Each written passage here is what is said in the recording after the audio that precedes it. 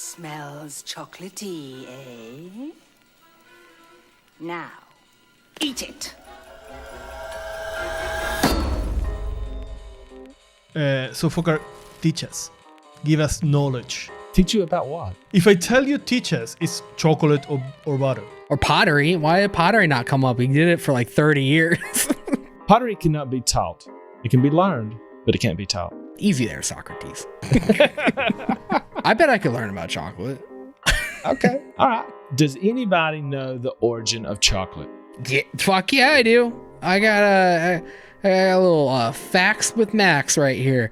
I got the seeds of the cacao tree have a bitter taste and must first be fermented. That's how you make chocolate. That's not the origin. Oh my god! Nah, I don't know the origin of chocolate. Do you want to tell me?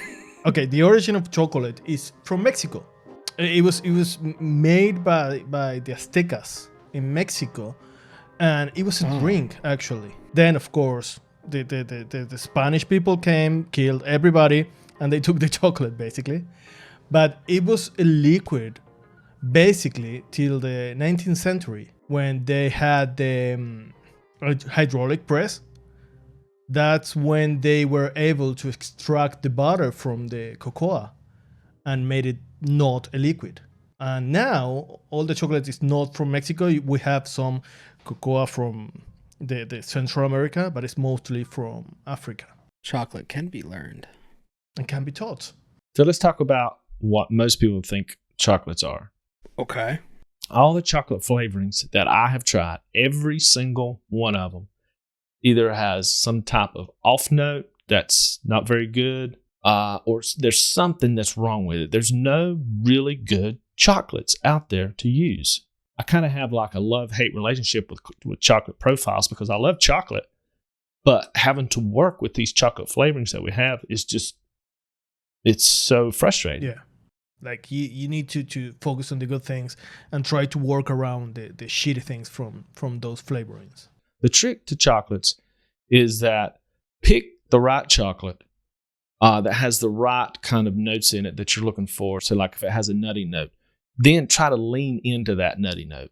If you have a chocolate that's got some type of musty kind of off note in it, then you're going to have to find something that's going to cover that flavor, that musty note up. Let's talk about the chocolates that I like to use. Okay. One of my favorite chocolates that up until a few years ago, I never really used that much. Capella Double Chocolate V2. It's a super, super deep chocolate, almost like a fudgy kind of chocolate.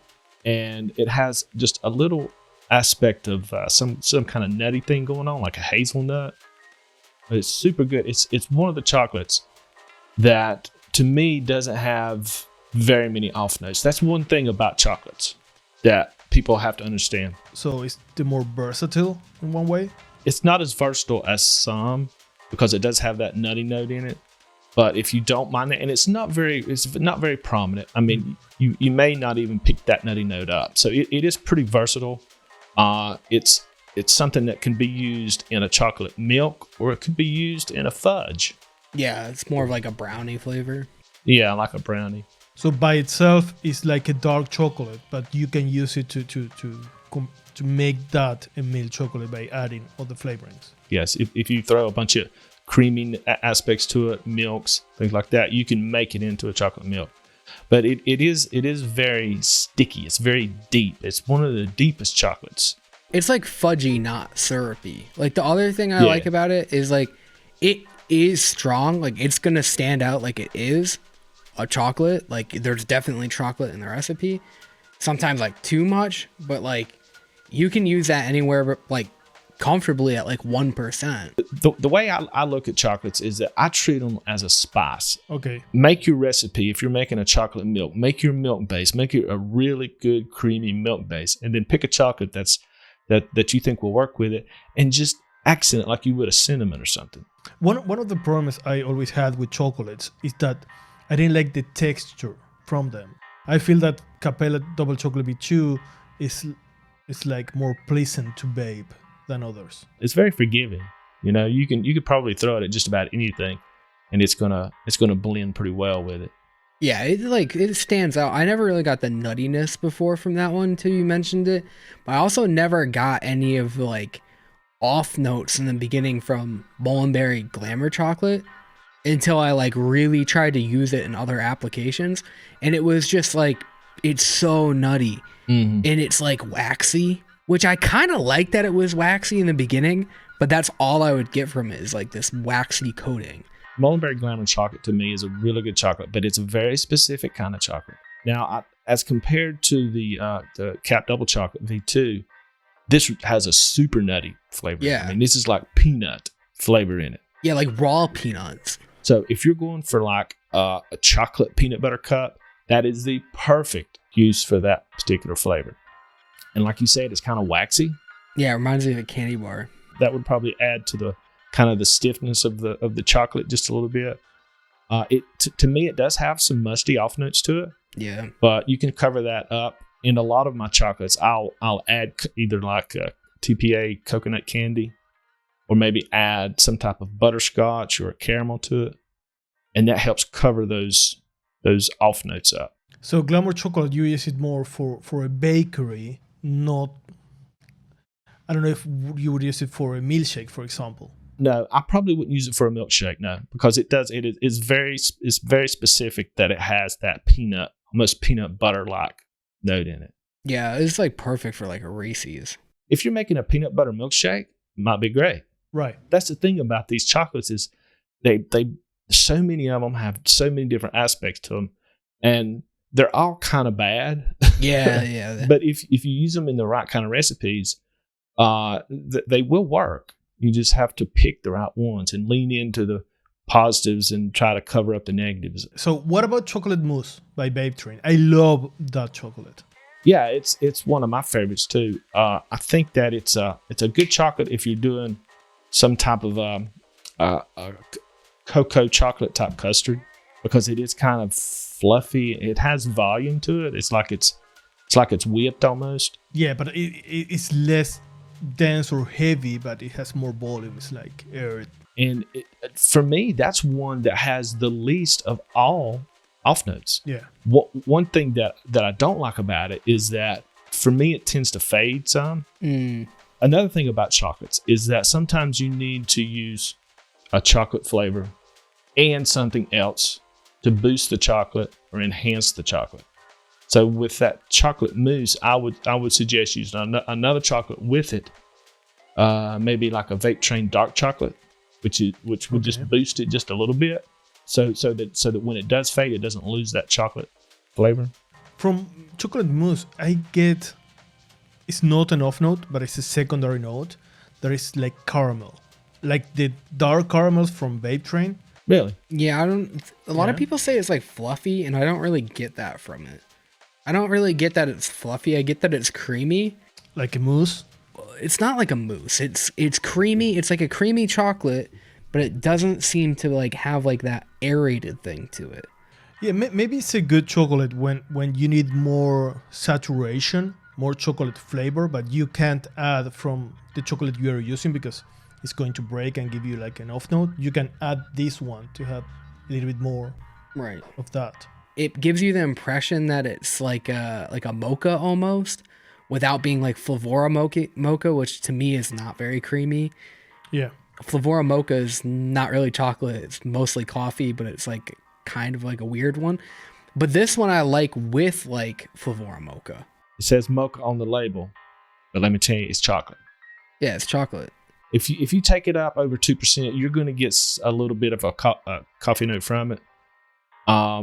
But like a roasted bean kind of thing. Yeah, like a toasted thing. Yeah. But it is chocolate, and it is probably one of the best chocolates. Yeah, it's weird.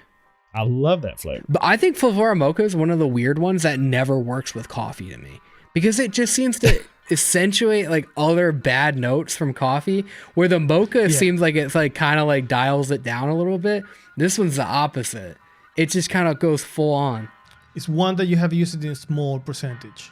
Yeah, definitely under 3%. Yeah, I would say less than 1%. So if you use it as more of an accent, it's still going to be the star of the show. So most of these chocolates that we've talked about so far, kind of blend into your recipes. It's not like you're going to put a chocolate in a cookie and you're going to get a chocolate chip and a cookie. Talking about cookies, what about Cookie Bite by Mullenberry? It's a really good chocolate cookie. It's not chocolate chip cookie. It's chocolate cookie. Would you use it just for the chocolate? Probably not. I would use it in bakeries. Yeah, it's super nutty. To me, it's not as nutty as, say, the Glamour chocolate, but it is very cookie-ish. I mean, it's cookie. So I do want to ask you about one, because this Grumberry Farms chocolate overload, people have been using it in like everything. So I've single flavor tested it. I think I might have mixed up one recipe with it. But what I've used of it, it really seems like a really nice, sticky, deep, very saturated kind of chocolate. Is it like a candy bar though? No, it's not like it's fudgy. It's like the Capella double chocolate V2, but it seems to be just so much more saturated with chocolate, and there's no kind of nut in it. I compare it to Medicine Flower dark chocolate, Okay. which everybody says it is the best chocolate. Damn. And I would have to say it probably is.